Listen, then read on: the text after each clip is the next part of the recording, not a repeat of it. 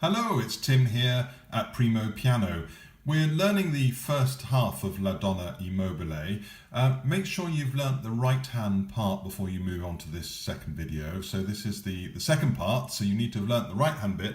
Once you've learnt that, we can move on and do what we're going to look at now, which is the left hand part. Let's have a look at the notes for a sec. So it's all down in the bass clef here, and we're starting on the second space up. All cows eat grass is a very good way of learning the notes in the left hand. That's your spaces. So this is all cows. So this is a C, but it's not middle C because you can see it's way below where middle C normally is. So let's have a look on the piano. So here is middle C, and there's the C that we want, okay? Now, let's look at what finger it's starting on. It's starting on 5. Now, 5 is always your little finger, whichever hand you're using. So we're starting with our little finger on C, and you're going to have your thumb up on the G there, which in fact is that second note there, all cows eat grass, the G. So basically it's going C to G, G.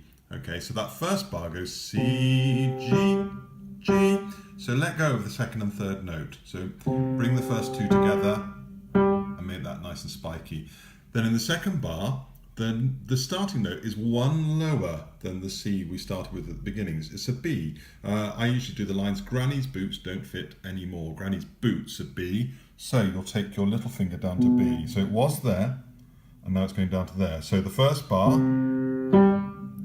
reach down, but keep your thumb on the G.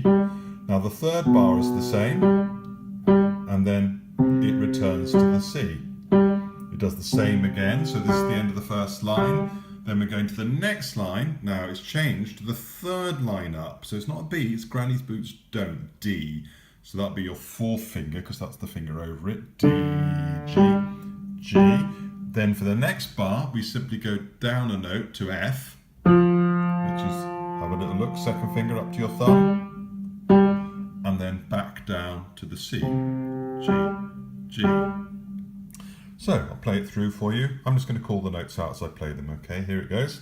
C, G, G, B, G, G, B, G, G, C, G, G, C, G, G, D, G, G, F, G, G, C, G, G.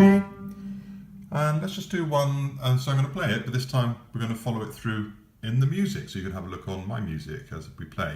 Notice it starts forte, F is for forte, that means loud, and then we go down to mezzo piano, which is moderately quiet at the end of the line, and it stays moderately quiet. So it's important that we hear the music go a little bit quieter, it makes it sound interesting, and when you come to doing it in the exam, it will get you extra marks. So here we go, 1, 2, 3.